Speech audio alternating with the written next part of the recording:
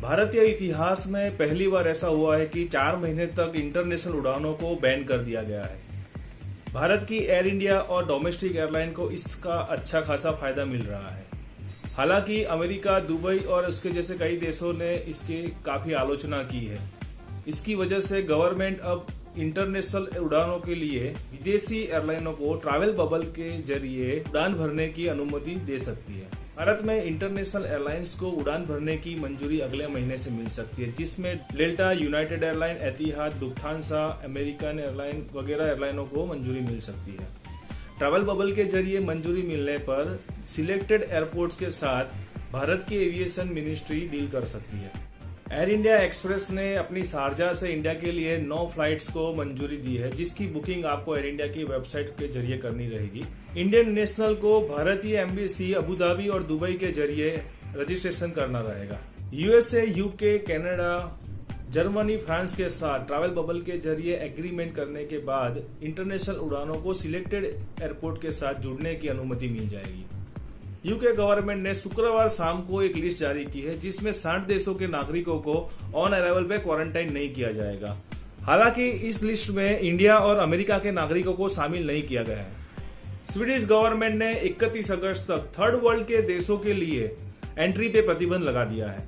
हालांकि European union ने कई रूल्स रेगुलेशन जारी किए हैं, जिसमें थर्ड वर्ल्ड के नागरिकों को आने की अनुमति दे सकते हैं, मगर स्वीडिश गवर्नमेंट ने ये रूल्स को अपनाने से इनकार कर दिया है।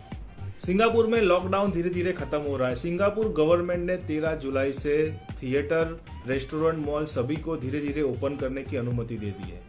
हालांकि थिएटर में 50 से ज्यादा लोगों को प्रवेशने की अनुमति नहीं होगी और मॉल वगैरह में 3.5 फुट का डिस्टेंस मिनिमम रखना रहेगा।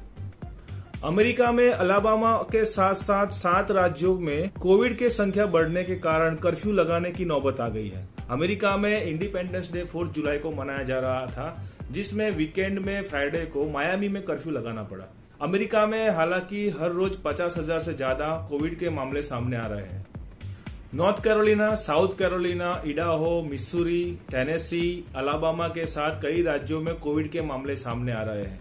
टेक्सास में कोरोना के मामले बहुत ज्यादा सामने आने पर डॉक्टरों ने कंप्लीट लॉकडाउन की मांग की है। सिडनी मॉर्निंग हेराल्ड न्यूज़पेपर के हवाले से खबर है कि ऑस्ट्रेलिया, न्यूजीलैंड अपने टूरिज्म सेक्टर को सितंबर 2020 से ओपन कर सकते हैं। New South Wales state department ने शनिवार को 5 कोविड के केसों की पुष्टि की है और अभी तक 3,516 केस हो चुके हैं। थाईलैंड में कोरोना केस के कम होने के कारण अपने लॉकडाउन को पार्शली ओपन करने जा रहा है, जो छोटे छोटे ग्रुप में फॉरेनर्स को ट्रैवल टूरिज्म के लिए अलाउ करेगा। थाईलैंड ने एयरपोर्ट पे ही कोविड टेस्ट करने के लिए पूरे इंतजाम कर दिए हैं। कोविड टेस्ट के लिए 3,000 बात ट्रैवलर्स को एयरपोर्ट पे देने रहेंगे। स्विट्जरलैंड फेडरल काउंसिल ने 1 जुलाई से अपने सेंजन मेंबर स्टेट के लिए प्रवेशने की अनुमति दे दी है, लेकिन थर्ड वर्ल्ड कंट्री को 20 जुलाई तक ट्रैवल बैन जारी रखा है। यूरोपियन यूनियन काउंसिल ने अपने 27 मेंबर स्टेट के साथ 14 और नए देशों को यूरोपियन यूनियन में प्रवेशने की अनुमति की एक लिस्ट जारी की है, जिसमें अल्जेरिया, ऑस्ट्रेलिया, जापान, मोरक्को जैसे कई देशों को शामिल किया है, मगर इंडिया और अमेरिका को इससे बाहर रखा गया है। और चाइना के लिए कहा है कि अगर चाइना अपने ट्रैवल बैन को पूरी तरह से यूरोपियन यूनियन के नागरिकों के लिए उठा लेगा, तभी चाइना को यूरोपियन यूनियन में प्रवेशने की अनुमति मिल सकती है। एम्स्टर्डम की कंपनी Booking.com, जो 2006 से ट्रैवल टूरिज्म फील्ड में बुकिंग की फैसिलिटी दे रही थी, जिसने ट्रेडमार्क के लिए यूएस सुप्रीम कोर्ट में 2011-12 में याचिका दाखिल की थी। यूएस की सुप्रीम कोर्ट में हाल ही में Booking.com को ट्रेडमार्क के लिए एप्लीकेशन करने की परमिशन दे दी। हालांकि US patent and trademark tribunal ने 2016 में Booking.com की पेटेंट की अर्जी खारिज कर दी थी, जिसको अब सुप्रीम कोर्ट ने ये एप्लीकेशन को बहाल कर दिया है और अब Booking.com अपनी ट्रेडमार्क के लिए एप्लीकेशन कर सकती है। आईआरसीसी कनाडा ने 1 जुलाई से अपनी ईटीए और वीजा सर्विस को चालू कर दिया है। आईआरसीसी ने कहा है कि 1 जुलाई से 30 सितंबर के बीच में किसी भी एप्लीकेशन को ऑनलाइन ही करना रहेगा और जिसके लिए इंस्ट्रक्शन को जारी कर दिया है। ये सभी न्यूज की लिंक हमने हमारे डिस्क्रिप्शन में दे दी है। आप हमारी वेबसाइट के जरिए पूरी इन्फॉर्मेशन पा सकते हो। गोवा के टूरिज्म मिनिस्ट्री ने 2 जुलाई से गोवा को डोमेस्टिक टूरिज्म के लिए खोल दिया है और 250 से ज्यादा होटल्स को अनुमति दे दी है, जिसमें वो डोमेस्टिक टूरिस्ट को वेलकम कर सकेंगे। होटल्स को स्टैंडर्ड ऑपरेटिंग प्रोसीजर का पालन करना रहेगा।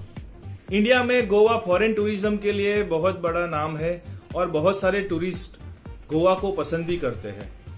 हालांकि गवर्नमेंट के हिसाब से अक्टूबर 2020 तक फॉरेन टूरिस्ट के आने की संभावना काफी कम दिखाई दे रही है। गवर्नमेंट के मुताबिक गोवा में फॉरेन टूरिस्ट अक्टूबर के बाद ही आने की संभावना है। उत्तराखंड गवर्नमेंट ने भी अभी ट्रैवल के सभी रिस्ट्रिक्शन को उठा लिया है। 2 जुलाई के बाद होटल, रेस्टोरेंट, होम स्टे सभी को टूरिस्ट को वेलकम करने की अनुमति दे दी है। सभी टूरिस्ट को उत्तराखंड में प्रवेश करने से पहले दी गई लिंक पे अपने कोविड टेस्ट के रिपोर्ट्स को अपलोड करना रहेगा। यानी कि सभी डोमेस्टिक और इंटरनेशनल टूरिस्ट समर वेकेशन के लिए उत्तराखंड को अब पसंद कर सकते हैं। ताजमहल, लाल किला और उसके जैसे कई मॉन्यूमेंट्स को आर्कियोलॉजी और सर्वे ऑफ इंडिया 6 जुलाई से पब्लिक के लिए यानी कि आम जनता के लिए ओपन करने जा रहे हैं। Archaeology survey of India Bharat भर में 3000 से ज्यादा मॉन्यूमेंट्स की रख रखाव पे ध्यान रख रही है, जिसमें से 820 मॉन्यूमेंट को 6 जुलाई से रीओपन करने जा रहे हैं। VFS global visa outsourcing and technology service provider, जो कई गवर्नमेंट और डिप्लोमेटिक मिशंस के लिए कार्य कर रही है, जिन्होंने हाल ही में इंडिया में 11 सिटी में अपने एप्लीकेशन सेंटर्स को ओपन कर दिए हैं। भारतीय नागरिक अब United kingdom, Belarus, Italy, Denmark, south Korea, Portugal जैसे कई देशों के लिए वीजा एप्लीकेशन कर सकते हैं। दोस्तों, अगर आपको हमारे ये वीडियो अच्छे लग रहे हैं तो आप हमारे चैनल को लाइक और सब्सक्राइब कीजिए। ज्यादा जानकारी पाने के लिए आप हमारी वेबसाइट को विजिट कर सकते हो। I really appreciate your time. Thank you for watching.